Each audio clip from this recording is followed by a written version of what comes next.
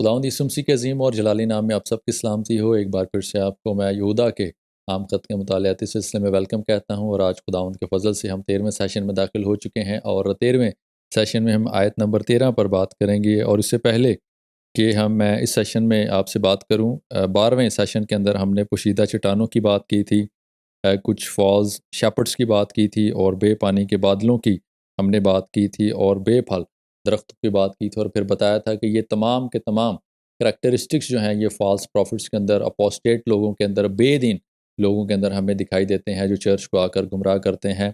और आगे आज जो 13वां सेशन है ये इसी के साथ मिलता जुलता सेशन है और इसके अंदर भी हम उन तमाम चीज़ों को हाईलाइट करेंगे जो बेदीन लोगों के अंदर, कल्टिक लोगों के अंदर मौजूद हैं, जो कलीसिया को आकर, ईमानदारों को आकर, उनकी फेलोशिप्स के अंदर आकर उनको डिस्टर्ब करते हैं। और आयत नंबर 13 पर बात करने से पहले मैं आयत नंबर 13 को आपके सामने पढ़ना चाहता हूँ ताकि इसमें जो लिखे हुए अल्फाज हैं वो हमारे सामने वाज़े हो जाएं। खुदावंद के कलाम में कुछ यूँ मरकूम है, ये समुंदर की पुरजोश मौजें हैं जो अपनी बेशर्मी के झाग उछालती हैं। ये वो आवारा गर्द सितारे हैं जिनके लिए अब तक बेहद तारीकी दरी है। खुदावंद के कलाम के पढ़े और सुने जाने पर उसकी बरकत हो। अब इस 13वीं आयत में 13वें सेशन में हम थोड़ी सी इनकी वाइल्ड वेव्स पर बात करेंगे। ये समुंदर की पुरजोश मौजें हैं। यहाँ पर पुरजोश मौजों के लिए जो लफ्ज़ आया है वो वाइल्ड वेव्स आया है। और याद रखें कि समुंदर की जो मौजें होती हैं वो साकन नहीं होती, लहरें जो हैं वो साकन नहीं होती, वो हर वक्त जो है वो मोमेंट की हालत में रहती हैं। अगर उनके अंदर वो स्टेबिलिटी नहीं है तो इट मीन्स कि फिर वो जो है वो कोई एक अच्छा रिज़ल्ट जो है वो हमें प्रोड्यूस करके नहीं दे सकती। और स्पिरिचुअल सेंस में ये बात हो रही है। और याद रखें कि यहाँ पर यहूदा जो है ऐसे बेदीन लोगों को, अपोस्टेट लोगों को जो है वो समुंदर की पुरजोश मौजें कहते हुए दिखाई देते हैं। यानी कि वो केओस की हालत में हैं, वो स्टेबिलिटी की हालत में नहीं है, वो स्पिरिचुअल स्टेबिलिटी की हालत में नहीं है, बल्कि वो कन्फ्यूजन की हालत में है, वो केओस की हालत में हमें दिखाई देते हैं। और ये ऐसे लोग हैं, ये बेदीन हैं, ये खुदा को नहीं जानते। और अगर आप इसी के साथ साथ यसाया 57 में बाप को पढ़ेंगे तो यहाँ पर वाइल्ड वेव्स या पुरजोश मौजें ऐसे लोगों के लिए इस्तेमाल किया गया है। ये फ़िक्रा ऐसे लोगों के लिए इस्तेमाल किया गया है जो खुदा को नहीं जानते, जो बेदीन हैं, जो अपोस्टेट हैं, जो फॉल्स प्रॉफिट्स हैं, जो फॉल्स टीचर्स हैं या जो बुत परस्ती करने वाले लोग हैं। ऐसे लोगों के लिए वाइल्ड वेव्स या पुरजोश मौजें जो लफ्ज़ है वो इस्तेमाल किया गया है। और फिर ये अपनी बेशर्मी की जाग को उछालते हैं, यानी इनके अंदर बेशर्मी इस कदर कूट कूट कर बरी है कि इनको अपने काम करने के मुतल्लिक कोई शर्म हया नहीं कि हम गलत काम कर रहे हैं, हम किस तरफ जा रहे हैं, हमारी डायरेक्शन कैसी है और हमें किन चीज़ों की तरफ जाने की ज़रूरत है और हम किन चीज़ों की तरफ जा रहे हैं।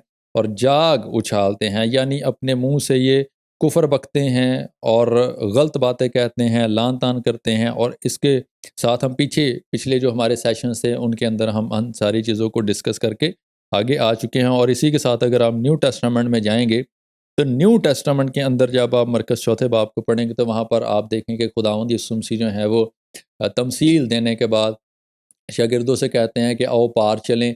और जब वो पार खिदमत के लिए जा रहे होते हैं, जहाँ पर आगे चलकर वो एक शख्स को बदरूहों से आज़ाद करवाते हैं, फिर उसके बाद यार की बेटी को ज़िंदा करते हैं और फिर उस औरत को हील करते हैं जिसका 12 बरस से खून जारी है। वहाँ पर भी खुदावंद यीशु मसीह जब पार जा रहे होते हैं तो हमें झील के अंदर एक बहुत बड़ी केओस की हालत वहाँ पर नज़र आती है। और ये जो केओस की हालत प्रोड्यूस करने की जो बात है, ये बहुत सारे स्कॉलर्स के बारे में ये कहते हैं कि ये एक्चुअली जो तूफ़ान आया है या जो लहरें उठी हैं जो जिसमें खुदावंद यीशु मसीह कश्ती में सो रहे हैं, एक्चुअली ये डिमोनिक वेव्स हैं जो खुदावंद यीशु मसीह की मिनिस्ट्री को रोकने की कोशिश कर रहे हैं। क्योंकि आगे चलकर खुदावंद यीशु मसीह ने अपनी अथॉरिटी को एलेबोरेट करना है, अपनी अथॉरिटी को मैनिफेस्ट करना है। और अथॉरिटी जो है वो डिजीज़ पर भी है, उसके बाद वो नेचर पर भी हमें दिखाई देगी, उसके बाद वो डीमंस पर भी दिखाई देगी और फिर अल्टीमेटली डेथ पर भी हमें दिखाई देगी। और मरकज़ चौथे बाब में जो है वो भी ऐसे वेव्स की जो है वो बात यहाँ पर की जा रही है। और फिर इसी आयत के अंदर ऐसे बेदीन लोगों को, अपोस्टेट लोगों को जो है वो आवारागर्द सितारे कहा गया है। और फिर इनका जो एंड रिज़ल्ट है वो बेहद तारीकी है। और इससे पहले कि हम इनकी तारीकी पर थोड़ी सी बात करें, वो तो एंड पे इन्होंने जाना ही जाना है जहन्नम में, लेकिन याद रखें इनको कहा गया है आवारागर्द सितारे। और जब हम सितारों की बात कर रहे हैं तो बाइबल मुकद्दस में जो है वो 4 किस्म की कैटेगरीज़ हैं जिनमें सितारों को जो है वो मेटाफोरिकली ज़ुबान को इस्तेमाल किया गया है। पहले नंबर तो हमें फ़िज़िकल स्टार जो हैं वो नज़र आते हैं, जो सोलर सिस्टम के अंदर हमें दिखाई देते हैं, साइंस इस पर तहकीक कर रही है। दूसरे नंबर पर जो है वो खुदावंद यीशु मसीह को जो है वो मॉर्निंग स्टार कहा गया है। अगर आप मुकाशवा 22वें बाब को पढ़ेंगे, वहाँ पर खुदावंद यीशु मसीह को सुबह का सितारा कहा गया। उसके बाद लूसीफ़र के लिए जो है वो लफ्ज़ स्टार का जो है वो इस्तेमाल किया गया है। एंजल्स के लिए लफ्ज़ स्टार का इस्तेमाल किया गया है।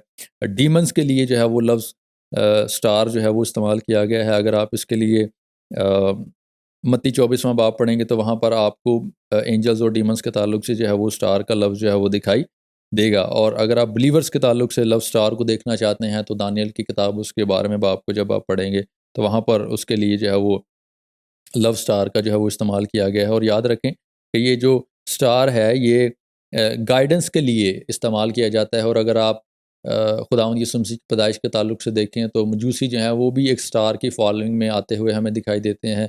बहुत सारे लोग जो हैं वो इसको कॉस्मिक स्टार कंसिडर करते हैं, लेकिन मेरे एनालिसिस के मुताबिक या स्टडी मेरे पास जो इसके मुतालिक है, मैं इसको एक सुपर नेचुरल बीइंग के तौर पर देखता हूँ कि एक्चुअली जो मजूसियों को वो स्टार गाइड कर रहा था, लीड कर रहा था, जो उन्हें यरूशलेम की तरफ लेकर आ रहा था, वो एक्चुअली कोई कॉस्मिक स्टार नहीं था, बल्कि वो एक सुपर नेचुरल क्रिएटेड बीइंग थी जो खुदा की तरफ से उनको गाइड कर रही थी ताकि वो उस एग्जैक्ट जगह पर आएँ जहाँ पर खुदावंद यीशु मसीह मौजूद थे। और यहाँ पर ये भी याद रखें कि इन लोगों को जो है वो आवारागर्द सितारे कहा गया है। और याद रखें कि आवारागर्द जो सितारे होते हैं उनकी कोई भी आपको एक्यूरेट डायरेक्शन जो है वो नहीं दिखाई देगी। और जब डायरेक्शन एक्यूरेट नहीं है तो इसका मतलब है कि फिर वो आपको एक्यूरेट गाइड भी नहीं कर सकते। और यहाँ पर ये जब स्टार्स की बात की जा रही है, गाइडेंस लीडिंग की बात की जा रही है, तो स्पिरिचुअल सेंस में जब आप इसको देखेंगे तो इट मीन्स कि इनके पास कोई ऐसी एजुकेशन नहीं है जिसकी रूट्स जो हैं वो बाइबल के मुताबिक हों। कोई लीड करने वाले लोग या गाइड करने वाले according to the spirit of God हों। ये तालीमी लिहाज से भी फ़ारिग हैं, स्पिरिट ऑफ गॉड के लिहाज से भी फ़ारिग हैं।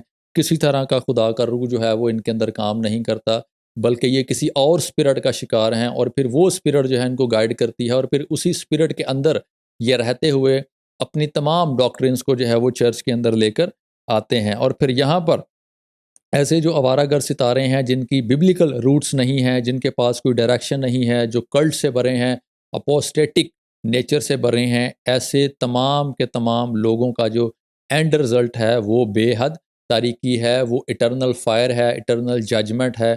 खुदा की मेरास में, उसकी बादशाही में ऐसे लोगों का कोई भी हिस्सा मौजूद नहीं है। और अगर आपको याद हो तो पिछले सेशन में जब हमने 12वीं आयत में बात की थी तो वहाँ पर हमने थोड़ी सी चट्टानों के ताल्लुक से बात की थी, फिर बादल के ताल्लुक से बात की थी, दरख्त के ताल्लुक से बात की थी, और फिर अभी इस 13वीं आयत में हम मौजों के ताल्लुक से बात कर रहे हैं और इसी के साथ साथ हम स्टार्स पर बात कर रहे हैं। और जब इन दोनों आयात को हम साथ लेकर चलेंगे तो हमें यहाँ पर 5 बड़े मेजर करैक्टरिस्टिक्स जो हैं वो हमें यहाँ पर इन 2 आयात में नज़र आएंगे। पहले नंबर पर ये पोशीदा चट्टानें हैं, उसके बाद ये बेपानी के बादल हैं, उसके बाद ये बेफल दरख्त हैं, और उसके बाद ये पुरजोश मौजें हैं समुंदर की, और उसके बाद इनको आवारागर सितारे जो है वो कहा गया है। और याद रखें कि ये चट्टानें, बादल, दरख्त, उसके बाद मौजें और सितारे, ये जो हैं ये फॉल्स नेचर के अंदर हमें दिखाई दे रहे हैं, फॉल्स स्टेट के अंदर हमें दिखाई दे रहे हैं।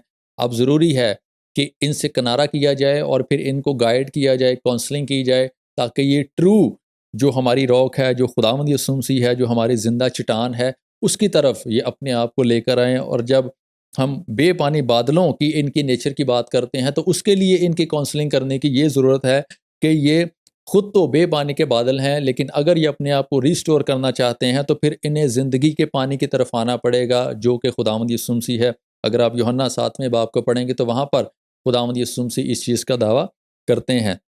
और याद रखिए कि जब ये वो दरख्त हैं जो बेफल हैं, कोई रूट्स इनकी नहीं है, कोई फ्रूट इनके ऊपर नहीं है, और यहाँ पर भी इनकी काउंसलिंग हमें करने की ज़रूरत ये है कि ये उस सारी नेचर से निकल कर, अपोस्टेट नेचर से निकल कर, और जिस हालत के अंदर हैं जहाँ पर ये फलदार साबित नहीं हो रहे, वहाँ से ये निकल कर जो है वो ज़िंदगी के दरख्त की तरफ आएँ, हकीक के दरख्त की तरफ आएँ, जो कि खुदावंद यीशु मसीह है। अगर ये उसके साथ अटैच होंगे तो अल्टीमेटली फिर ये कोई ना कोई रिज़ल्ट जो है वो प्रोड्यूस कर पाएँगे। फिर इनकी ज़िंदगियाँ जो है वो स्पिरिचुअली तौर पर, सोशली तौर पर फ्रूटफुल होती हुई जो है वो हमें नज़र आएँगी। उसके बाद जब मौजों की हम बात करते हैं तो मौजों के ताल्लुक से मैंने बताया कि ये क्योस की हालत में हमें नज़र आ रहे हैं। टीचिंग भी इनकी क्योस की हालत में है, फिज़िकली तौर पर भी क्योस की हालत में है, स्पिरिचुअल सेंस में भी क्योस की हालत में है, और क्योस का जो अपोज़िट है वो पीस है। और अगर इन्होंने उस क्योस की हालत में से निकल कर पीस में आना है तो फिर इन्हें प्रिंस ऑफ पीस के पीछे चलने की ज़रूरत है। अगर ये प्रिंस ऑफ पीस के पीछे नहीं चलेंगे तो फिर अल्टीमेटली ये क्योस की हालत में ही रहेंगे, और फिर क्योस की हालत में ही ये मरेंगे भी और जहन्नम की आग में जाएंगे भी। और याद रखें कि इनको आवारागर्द सितारे यहाँ पर कहा गया है। पांचवें जो हमारा करैक्टर हम इसको देख रहे हैं बेदीन लोगों के अंदर, और आवारागर सितारे हैं। और अगर ये आवारागर सितारे हैं, कोई गाइडेंस नहीं है, कोई लीडिंग नेचर इनके अंदर नहीं है, कोई कलाम की रोशनी इनके अंदर नहीं है, और अगर इसी के अंदर ये रहेंगे तो फिर भी ये तारीकी के अंदर जाएंगे। अब ऐसे लोगों की काउंसलिंग करने के बाद हमें ये इनको बताने की ज़रूरत है कि अगर ये इसी हालत में रहेंगे तो फिर इनके अंदर लाइट नहीं मौजूद, इनके अंदर किसी तरह की रोशनी मौजूद नहीं है, ये किसी को इल्यूमिनेट नहीं कर सकते, किसी के लाइफ को एनलाइट नहीं कर सकते, किसी को एनलाइटमेंट की तरफ नहीं लेकर जा सकते। और अगर ये उस स्टेट में से निकल कर रोशन होना चाहते हैं स्पिरिचुअली तौर पर हर लिहाज से, ताकि लोग इनको जाने और इनकी रोशनी जो है वो नुमाया हो जाए, जो खुदावंद यीशु मसीह नूर है उसका रिफ्लेक्शन इनकी ज़िंदगी में आए, तो फिर इनको उस नेचर में से निकल कर खुदावंद यीशु मसीह को फॉलो करने की ज़रूरत है जो ज़िंदगी का नूर है। और अगर उसकी फॉलोइंग में ये चलेंगे तो फिर ये सितारों की माने चमकेंगे, जो रेफरेंस मैं पहले दानियल 12वें बाब का आपके सामने रख चुका हूँ। वहाँ पर खुदा का बंदा इस बात को हाईलाइट करता है कि वो लोग सितारों फलक पर सितारों के माने चमकेंगे जिनके वसीला से बहुत सारे लोग हैं वो ईमानदार होंगे, वो सादक ठहरेंगे। अब ये वो 5 करैक्टरिस्टिक्स मैंने आपके सामने रखे हैं आयत नंबर 12 और 13 की रोशनी में, कि अगर इन्हें उस स्टेट में से निकल कर एक्चुअली स्टेट के अंदर आना है तो फिर इनको रिपेंट करना पड़ेगा।